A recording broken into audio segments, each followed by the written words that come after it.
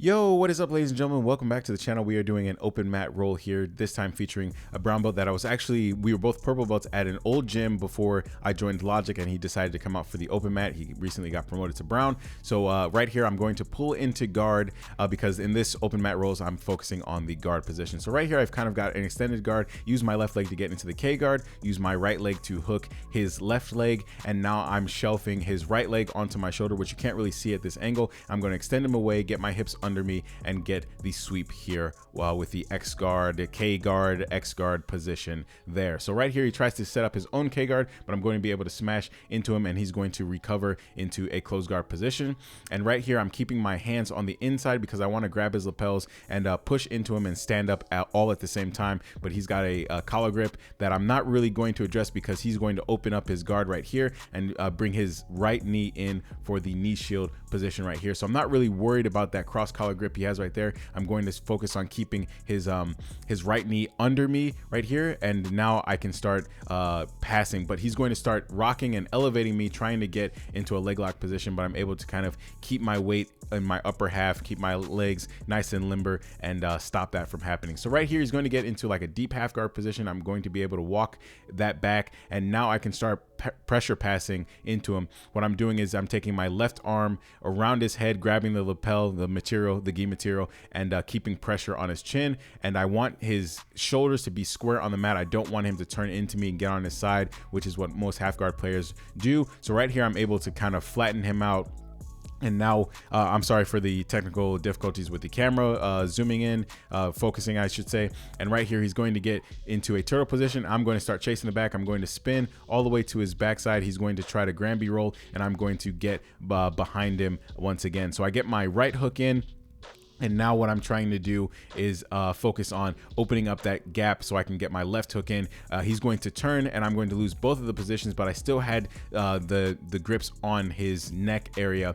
And so I spin to the back once again. And now I'm super far on his back. I'm kind of controlling that his left hip. I don't want to be too far forward where he can buck me forward, and I lose the position entirely. So right now I'm kind of hand fighting with him while keeping a dominant position on the lower half of his body. So once I start getting the grips that I want, I'm kind of grabbing both lapels, flaring them out. I'm trying to see like how I want to start getting the hooks in. I'm trying to see if there's any space where I can operate, and right there I find the space, and I use my right foot to get in and get the hook right there, and I get my left hook in, and now I'm going to roll him over. I'm crossing my feet. Don't do that.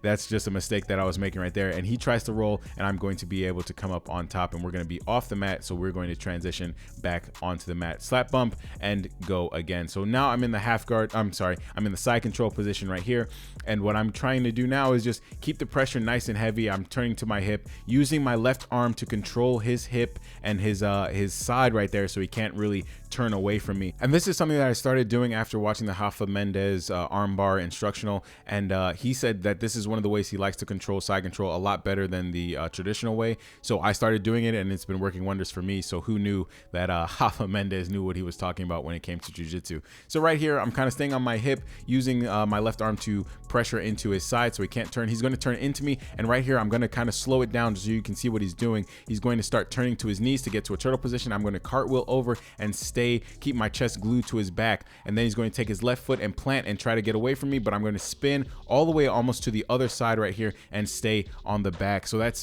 just a way that I like to stay glued to the back.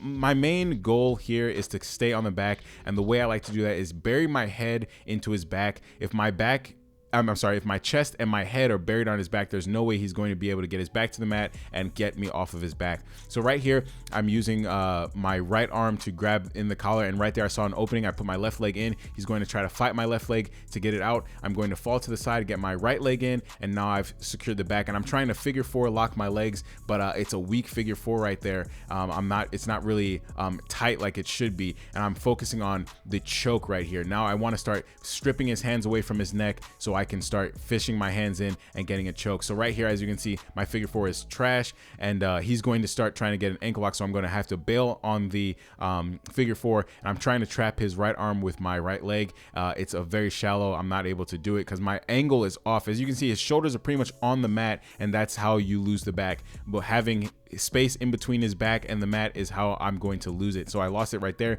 and right here we're going to have to reset because we're too close. So we're going to slap bump and go once again. So right here he's going to sit up. I'm going to grab my collar grip, grab the pant leg, and stand up, and he's going to grab the lapel and kind of get away from me. So right here he's going to try to get into a lapel guard playing position, and I'm going to try to make sure that that doesn't happen. So I'm sitting super heavy on that side because he's trying to swing and get that lapel, and now I'm in a closed guard position. I'm sitting heavy on that side because that's the side that he's trying to use the lapel to get it over my arm. So I'm just going to take a second with my base kind of nice and stable, and take a second and figure out how I want to deal with what he's trying to do. So right here he tries to bring that leg over the top. I'm able to get both arms inside, and now I can start working. So right here I backstep pass as he tries to get my leg. So he's trying to actually go for a foot lock position, but I figure forward my leg, protecting my left leg with my right knee and using my right leg behind his head so he can't really get that. So now I'm going to start going for my own foot lock, trying to get a toe hold right here.